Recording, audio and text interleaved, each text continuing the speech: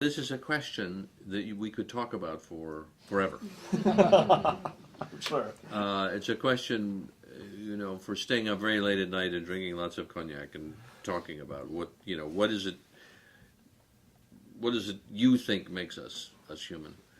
And the paintings behind me, I have a very special significance for me.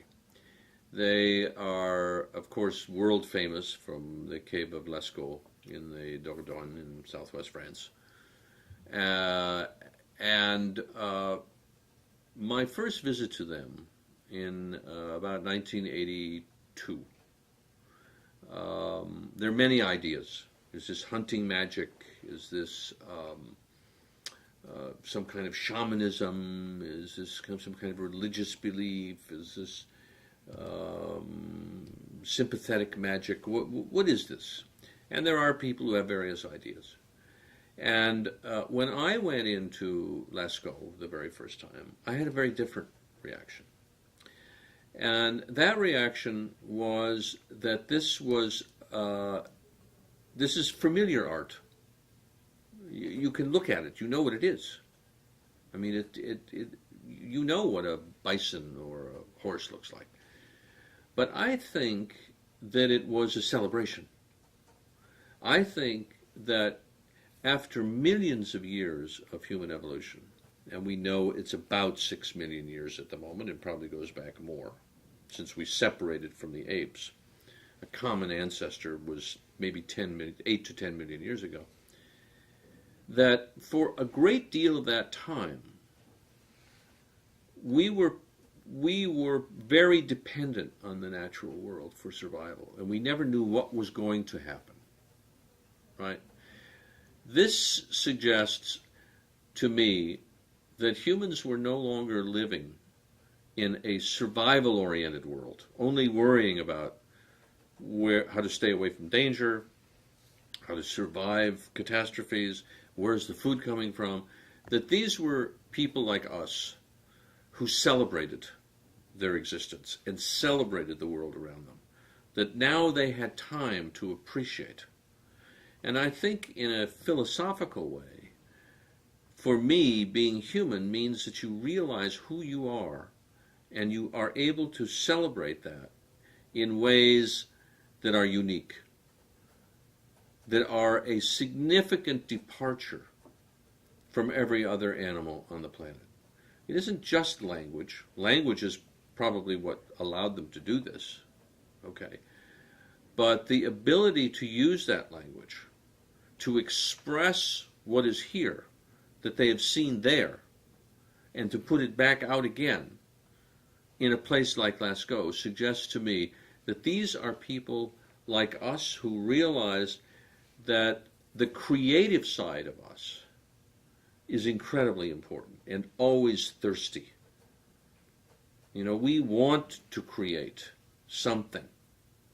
Fantasy, music, literature, painted art, sculpture, dance, whatever. And a lot of that, to a very large extent, is celebrating our uniqueness and our specialness. So it's not a very hard answer for you, but it's what I think makes us human. Well, I wouldn't say that it's not useful. I think that not only was this art, this early art, a celebration, but I think it was also an expression of something that united the people who saw it.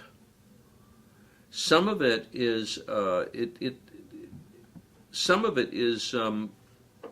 private art that you have to be invited to see, I think, like Lascaux. But there was other art that was public art. And public art is a very functional and important. It can be used in a very bad way.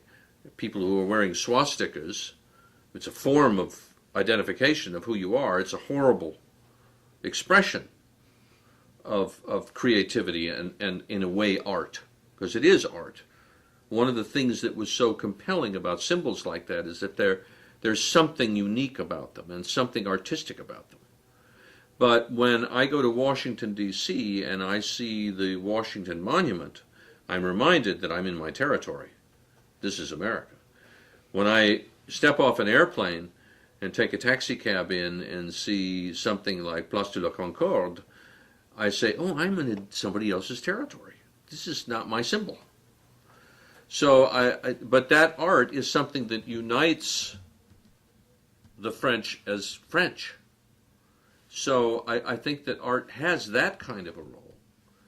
I think it is in many ways functional, and it's one of the things that allows for individual expression, which is very important. Do we all want to be alike? Do we all want to create do we all want to paint a Mona Lisa? The Mona Lisa wouldn't be interesting, right?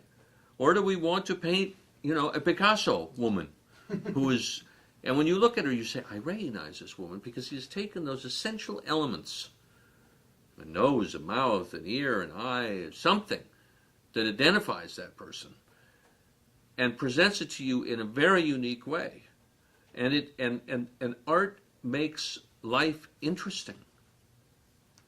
It makes it to appreciate the world through the eyes of another artist enriches you.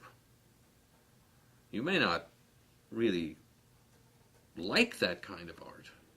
I have a friend, I'm going to see his exhibit in a couple of weeks, and he's Austrian, and he does these images of children, very large portraits and paintings and pictures. He starts with digital photography, and there's an edge to them, and you can see that the children are almost afraid or being threatened or something. But there's something about that art that gives you an appreciation for his own artistic soul, but also what he's trying to tell you about the fragility of children. So I think art doesn't, I wouldn't even say that. I mean, it is good for the soul. It's good for a disease. It's good for someone who is suffering from something to be enlightened by a piece of art. We know that art can influence mood, and we know that mood is important in influencing the health of an individual. If you're depressed and you're unhappy and you're going to be more susceptible to getting diseases. So I would never say that art is not functional. I think art is very functional, and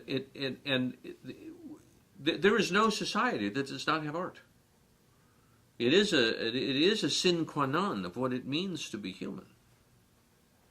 It is something that everyone has developed in their own society and own culture.